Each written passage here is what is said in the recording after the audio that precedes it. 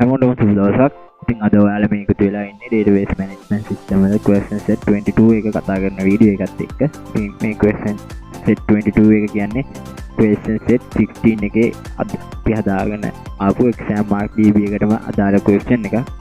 ඉතින් මේ question එකේදී පළවෙනි question එක විදියට අපෙන් අහලා තියෙනවා 2023 දවසේ පවත්වපු examination එකේ සිංහල subject එකට සහභාගී වෙච්ච සියලුම සිසුන්ගේ details ටික හොයලා දෙන්න කියනවා. ඉතින් දැන් මම මේ question එකට answer එක ගන්න ADSQL කියන software එක open කරගන්නවා. ඉතින් මේ විදිහට මම exam mark db කියන අපේ database එක select කරගන්නවා.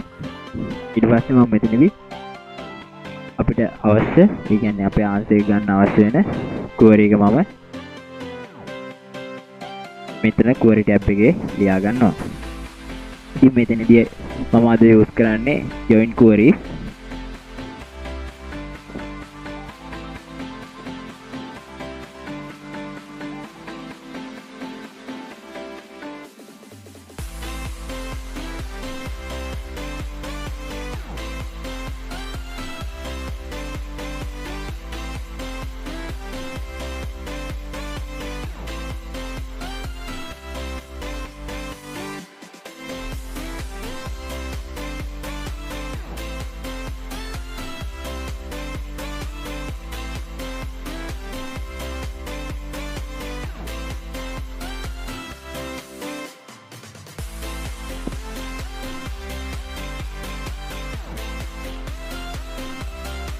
ඉතින් මේ විදිහටම student exam mark record කියන table එක, ඒ වගේම student කියන table එක, ඒ වගේම class කියන table එක, ඒ වගේම exam term කියන tables ටික මම මේ විදිහට join කරගත්තා. දැන් මෙතනදී අපි එයා condition එක දීලා අපි බලන්න ඕන මේ examination එක පවත්වපු date එක මේකද කියලා. ඒ වගේම මේකේ subject එකේ name එක සිංහල කියලා අපි චෙක් කරගන්න ඕනේ. ඒක නිසා මම මෙතන දැන් එයා කියන කන්ඩිෂන් එක දීලා මේ දේවල් ටික චෙක් කරගන්නවා.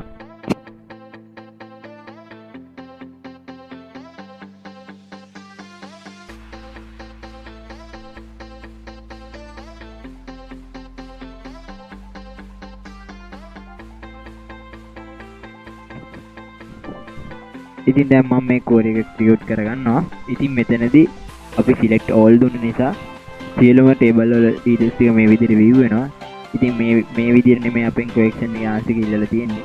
අපේ question එකේ answer විදිහට ඉල්ලලා තියෙන්නේ සියලුම student ලගේ details ටික. ඉතින් මම මෙතනදී student ගේ details ටික විතරක් filter කරගන්නවා.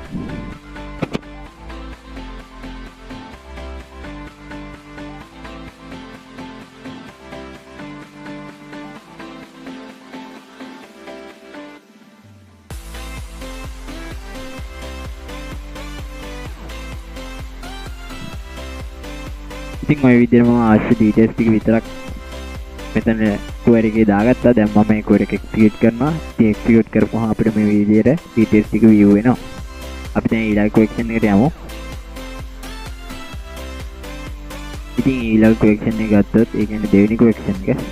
ඉතින් මේ දෙවෙනි question එකේදී අපෙන් අහනවා සඳුන් විජේරත්න කියන student මෙන්න මේ date එකේ සහභාගී වෙච්ච examination එකට අදාළ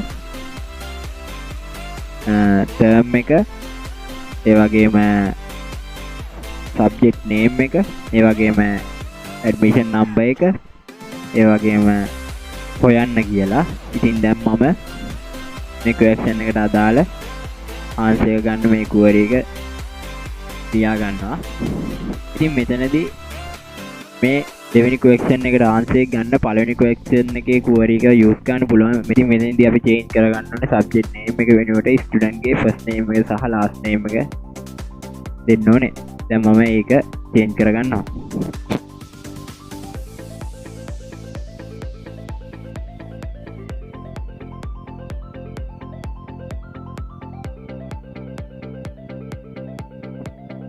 ඒ වගේම අපි මෙතනදී අපිට මේ කියලා තියෙන දේවල් ටික ෆිල්ටර් කරගන්න ඕන. ඉතින් මම මෙතනදී දැන් මේ දේවල් ටික ෆිල්ටර් කරගන්නවා.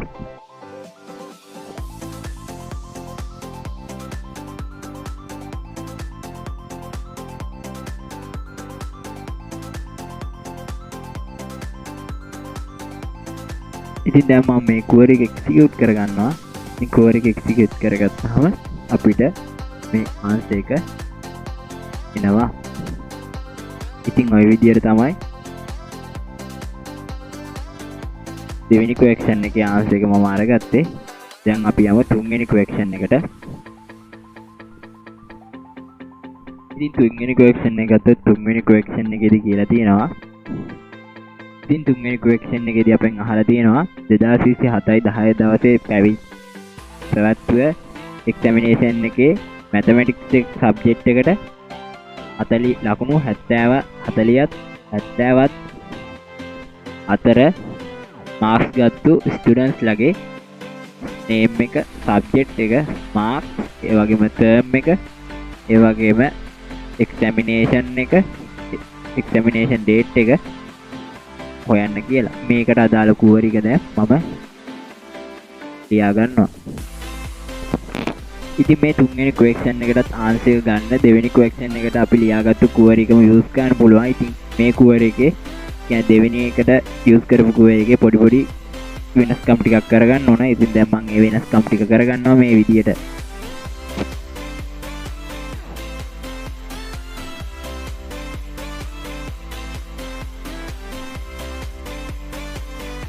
ඉතින් ඒ වගේම අපිට මෙතනදී කියලා තියෙන්නේ ලකුණු 40ත් 70ත් අතර මාර්ක්ස් ගන්න කියලා.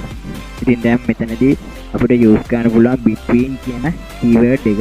ඉතින් මම ඒක use කරලා ලකුණු 40ත් 70ත් අතර ලකුණු ගන්නවා.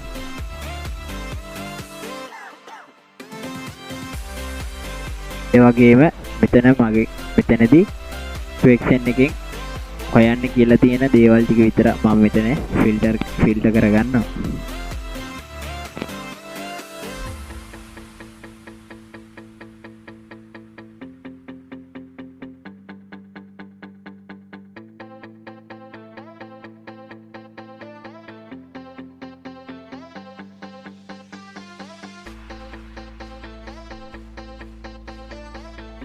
ඉතින් දැන් මම question එකේ තියෙන විදිහට අවශ්‍ය දේවල් ටික විතරක් ෆිල්ටර් කරගත්තා.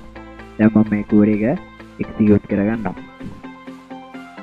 ඉතින් execute කරගත්තාම අපිට මේ විදිහට result එක view වෙනවා. ඉතින් ওই විදිහට තමයි තුන්වෙනි question එකේ answer එක එන්නේ. ඉතින් දැන් අපි හතරවෙනි question එකට යමු. ඉතින් මේකේ හතරවෙනි question එක විදිහට අපෙන් අහනවා සියලුම විෂයන් අතරින් පළමු වාරයේ වැඩිම ලකුණුගත් ස්ටුඩන්ට් කවුද කියලා.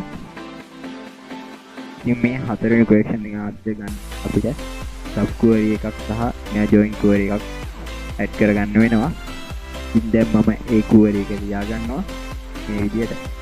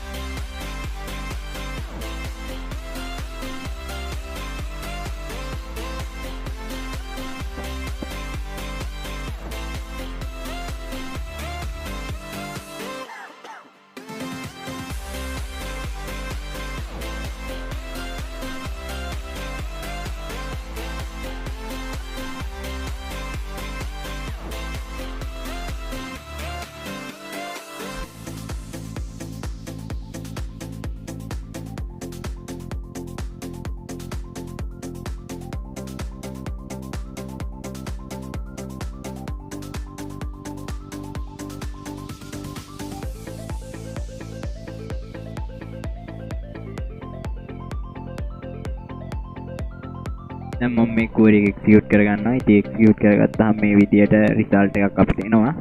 ඉතින් දැන් මම මෙතනදී අවශ්‍ය details ටික විතරක් filter කරගන්නවා.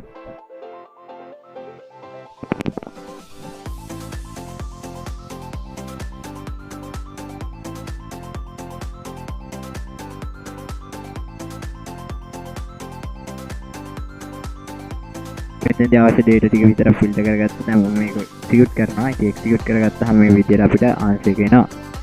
ඒ විදියට තමයි මම 22 question එක complete කරගත්තේ.